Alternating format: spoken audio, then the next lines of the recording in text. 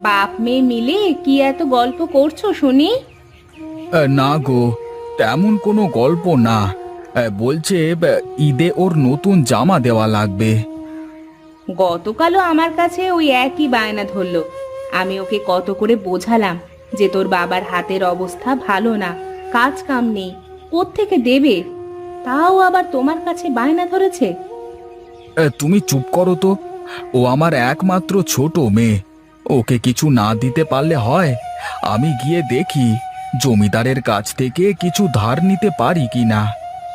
হ্যাঁ, যাও যাও। ধার তো নিতে পারলেও শোধ কিভাবে দিবে সে চিন্তা তো নেই। খালি মেয়ে বায়না ধরেছে বলে অত টাকা খরচ করে ওকে জামা কিনে দিতে হবে। কি যে বলো তুমি! বছরের একটা দিন সব ছেলেমেয়েরা নতুন নতুন জামা কাপড় পরবে। ও নতুন জামা না পরতে পারলে ওর খারাপ লাগবে না? চুপ করো তো তোমরা। আর ভালো লাগে না। ঠিক আছে, লাগবে না আমার নতুন জামা, আমি যাচ্ছি। ওই যে গেল গেল। তোমার উপর রাগ করে কোথায় বেরুলো? যাক, আবার একটু পরে ঠিকই ফিরে আসবে।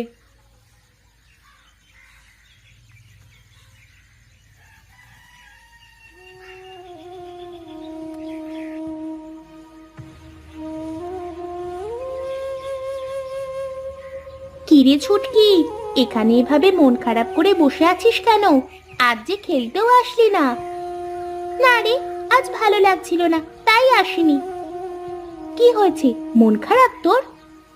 কই, কিছু হয়নি তো। তাহলে এখানে এভাবে বসে আছিস কেন একা একা? বাড়িতে একা একা ভালো লাগছিল না, তাই এখানে একটু ঘুরতে এলাম। ঠিক আছে, থাক তাহলে। আমাকে আবার আজ বাবার সাথে যেতে হবে বাজারে। বাবা বলেছে আজ আমাদের ঈদের নতুন জামা কিনে দিবে। ঠিক আছে, যা তাহলে। তুই ঈদের নতুন জামা কিনবি না? না রে, আমার বাবার কাছে এখন টাকা নেই, পরের ঈদে কিনে দেবে। হা হা হা, তুই তো প্রতিবারই ওই কথা বলিস, কিন্তু কোনোবারই নতুন জামা কিনতে পারিস না। থাক, আমি যাই।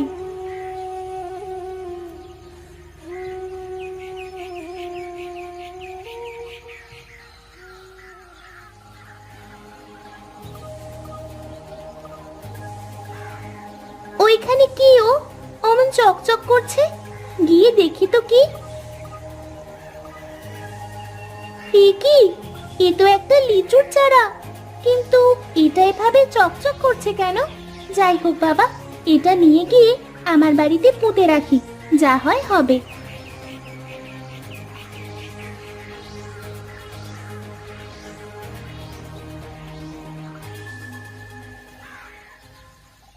কি রে মা, এটা কি? কোথায় পেলি এটা?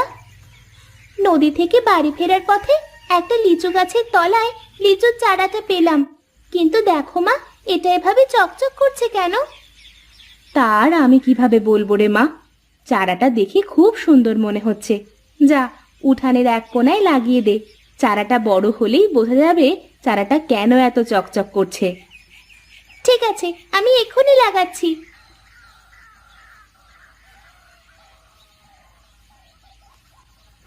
জমিদার বাবু, কেমন আছেন আপনি? হ্যাঁ রে, ভালোই আছি। তা তোর কি অবস্থা তাই বল। আমার পাওনা 2000 টাকা দিতে এলি নাকি? না জমিদার বাবু, ওর চোখে মুখে তো আমি অন্য কথা দেখছি। তা কি করতে এসেছিস বল জমিদার বাবুকে। এই, বাবু, বলছি আমাকে যদি আরো 2000 টাকা দিতেন তাহলে খুবই উপকার হতো। আমার কিছু টাকার খুব প্রয়োজন। হ্যাঁ রে, টাকা তো শুধু তোরই প্রয়োজন, হ্যাঁ? আর আমাদের তো টাকা লাগে না, তাই না? আমাদের হাওয়া খেয়ে থাকলেই চলবে নাকি? না বাবু, তা নয়। বলছি আমি কিছুদিনের মধ্যেই আপনার সব টাকা শোধ করে দেব। আপনি শুধু আমাকে এখন 2000 টাকা দেন। ঠিক আছে, দেব। আগে তুই আগের পাওনা 2000 টাকা আর তার সুদ মিলিয়ে মোট 4000 টাকা দে। তারপরে আবার 2000 টাকা নিস, বুঝলি? থাক তাহলে জমিদার বাবু। ঠিক আছে, আমি তাহলে এখন আসি।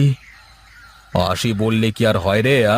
ঈদের আগে যদি টাকা পরিশোধ না করিস তাহলে তোদের বাড়ি ছাড়া করে ছাড়বো, এই বলে রাখলাম।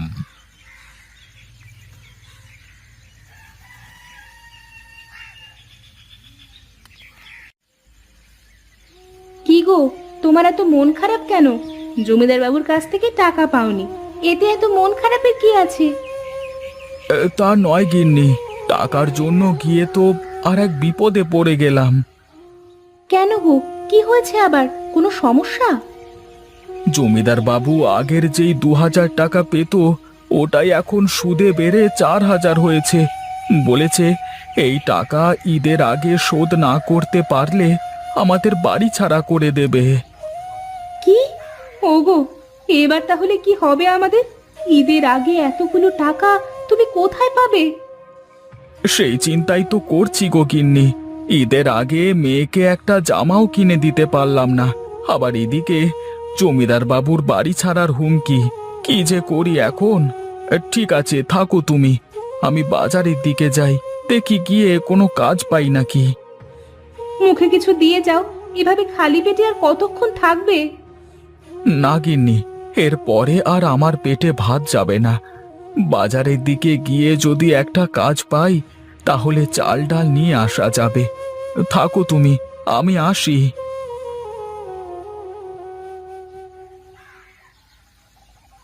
মা মা, এদিকে এসো তাড়াতাড়ি।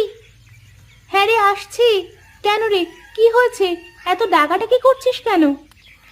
দেখো মা, মনে হচ্ছে না চারাটা একটু বড় হয়েছে? ধুর পাগল মেয়ে, লাগানোর সাথে সাথে কোনোদিন চারা বড় হয়ে যায়? ও তোর মনের ভুল। চারাটা দেখতে সুন্দর আর চকচক বলে তোর অমন মনে হচ্ছে।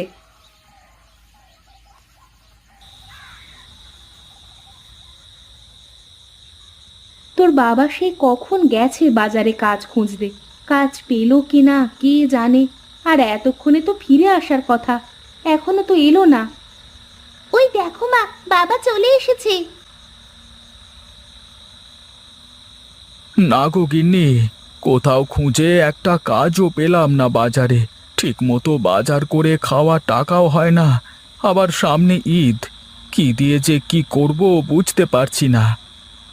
এত চিন্তা করো না তো, ঠিক একটা না একটা ব্যবস্থা হবেই। ওপরওয়ালা কাউকে নিরাশ করেন না। তুমি ধৈর্য ধরো, আমাদেরও একটা ব্যবস্থা হবে। ঠিকই বলেছ গো তুমি। দাও দাও, কিছু খেতে দাও, সকাল থেকে কিছুই খাইনি। হ্যাঁ দিচ্ছি, বসো। ছুটকি, বই রেখে খেয়ে নে, খেয়ে নিয়ে আবার পড়তে বসিস। ঠিক আছে মা, দাও।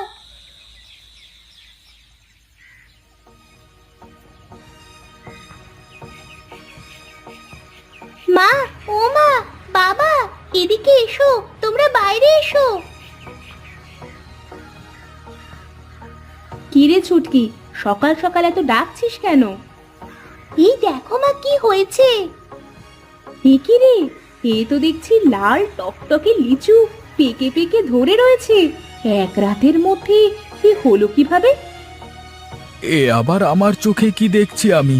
আমি স্বপ্ন দেখছি না তো? কই, স্বপ্ন না তো, কিন্তু এক রাতের মধ্যে এ হওয়া তো অসম্ভব।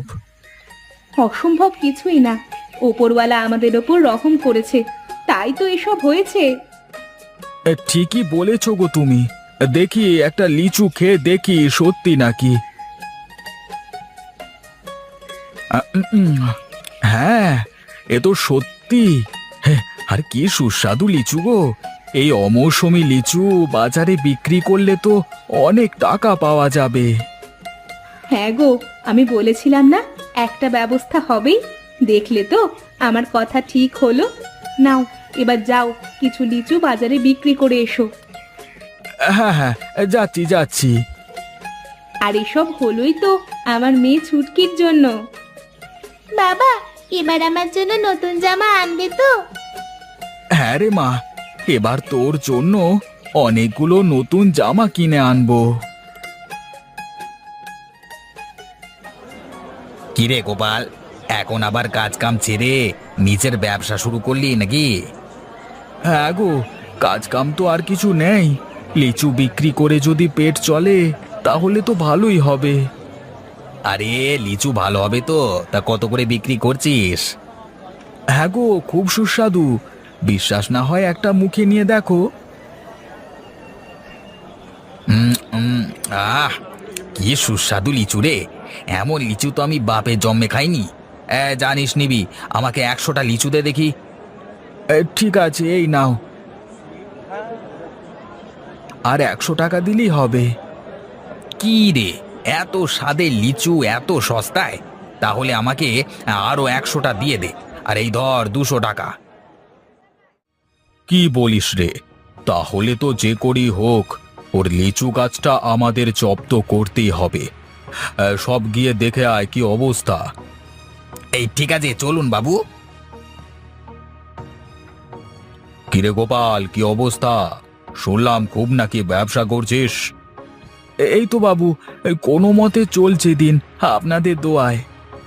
হ্যাঁ রে, দোয়া তো অনেক করেছি। এবার তোর গাছটা আমাকে দিয়ে দে বাবা। এ কি বললেন আপনি বাবু? এই গাছ আপনাকে দেব কেন? আপনি যে টাকা পাবেন সে টাকা দিয়ে দিচ্ছি।